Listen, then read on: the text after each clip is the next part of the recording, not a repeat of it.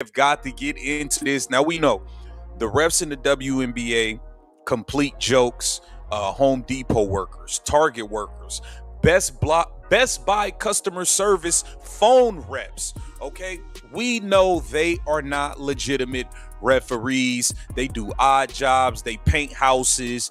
They fix plumbing, all types of stuff. They're not professional referees. These WNBA referees. The WNBA has officially plunged into an unprecedented state of structural conflict, and right now, the entire professional basketball community is witnessing a massive institutional meltdown after leaked high-definition footage allegedly exposed what many are calling corruption unfolding directly on the hardwood.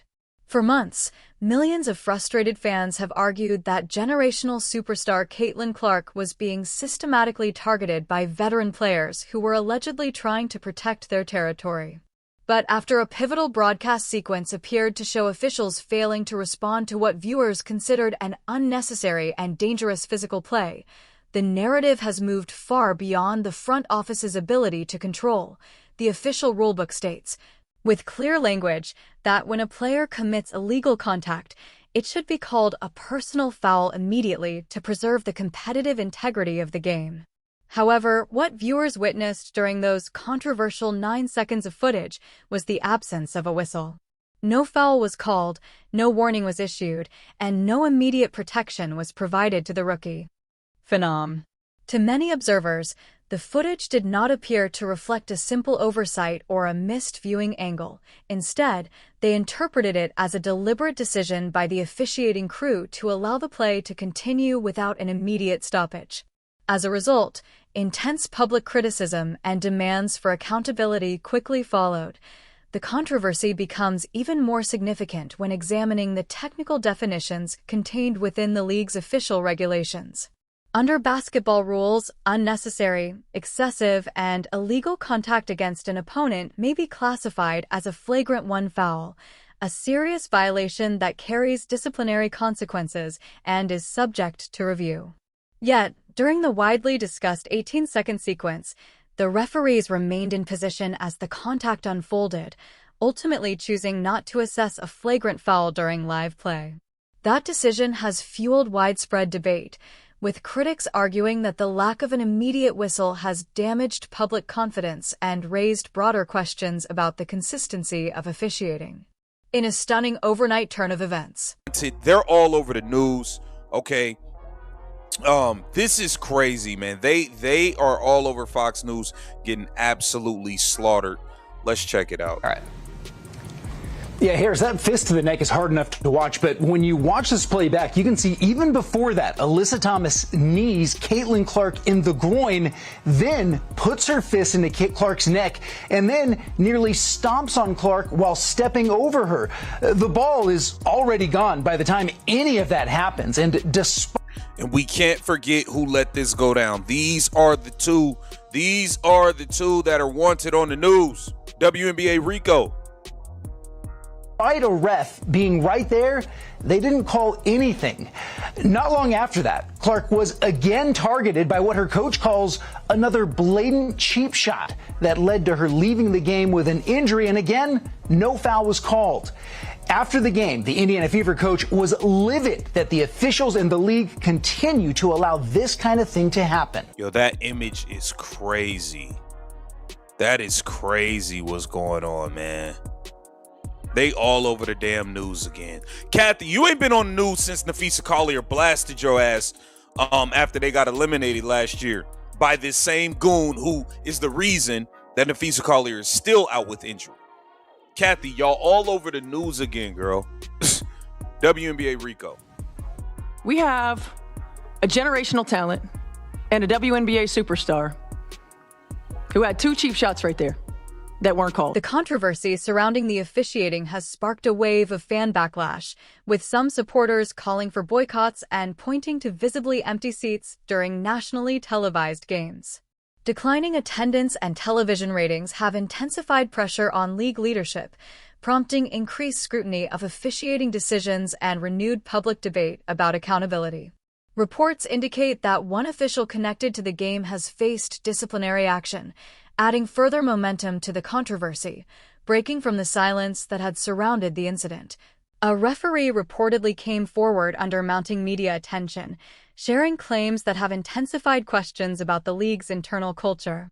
In the leaked testimony, the official allegedly described feeling pressure regarding how physical play involving Caitlin Clark was officiated, claiming that veteran players were often given greater latitude because of concerns surrounding Clark's rapid rise and growing influence.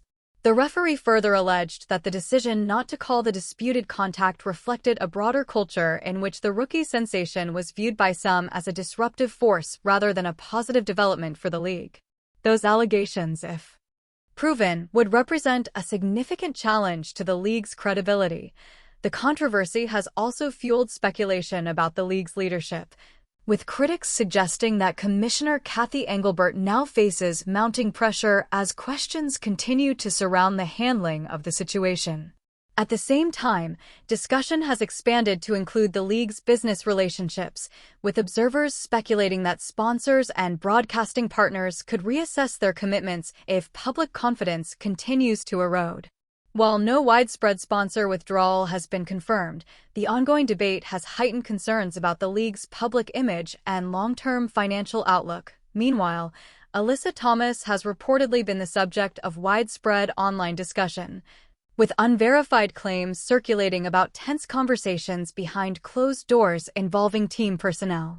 Public reaction remains deeply divided, with some fans demanding severe disciplinary action against those they believe were responsible, while others argue that conclusions should not be drawn without verified evidence. League officials now face growing pressure to address the controversy transparently, as the debate over officiating, player safety, and accountability continues to dominate headlines. To happen time and time again. Eventually, it gets frustrating. After those videos went viral late yesterday, the WNBA decided to take action, and the punishment for recklessly targeting and endangering the league's biggest star was a single-game suspension. Disgusting. A single-game suspension is absolutely disgusting, Cathy Engelbert. You ought to fire your damn self. For Alyssa Thomas, and a flagrant foul, too, that carries a $1,000 fine. The Phoenix Mercury appeared to mock the whole thing, posting and then quickly deleting this meme after the game, showing a Mercury player on the floor.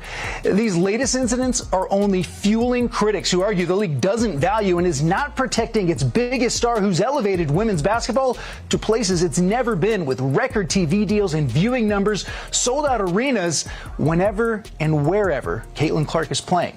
Harris? Yeah, I'm looking at some of the stats that were just handed to me right now. I mean, this is incredible, the impact she's had. I'll get into it. Garrett, thank you. Gianna Caldwell, Fox News political analyst, is with me now. First of all, I want to get your idea of her effect in the WNBA as a player. Caitlin's. Well, I mean, this is pretty clear what her effect has been. One expert puts it in 2024, Caitlin Clark was responsible for 25% of the WNBA's total revenue. 25%. That's massive. The numbers of viewers watching. The league now finds itself facing intense public pressure, with critics arguing that continued controversy could have serious financial consequences if confidence among fans, sponsors, and broadcasters continues to decline. Others contend that imposing sweeping disciplinary measures without a thorough review could create further division within the league and deepen tensions among players, teams, and officials. As a result, league leadership is navigating an increasingly difficult situation, balancing calls for accountability with the need to maintain stability across professional basketball. What makes this escalating crisis especially challenging for WNBA leadership is that the public conversation has largely shifted beyond the league's direct control.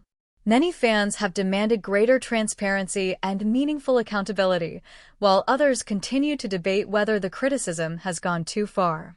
Throughout the controversy, Caitlin Clark and her representatives have largely refrained from making extensive public statements, allowing the discussion surrounding game footage, fan reactions, attendance figures, and television ratings to dominate the headlines. Their limited public response has only intensified speculation and kept the story at the center of national attention. With each passing day, pressure continues to mount on league officials to address the controversy in a clear and transparent manner. Critics argue that failing to provide a thorough explanation risks further damaging public confidence in the league's ability to oversee fair competition and consistent officiating, while supporters of the current process maintain that any conclusions should be based on a careful review of the available evidence rather than speculation.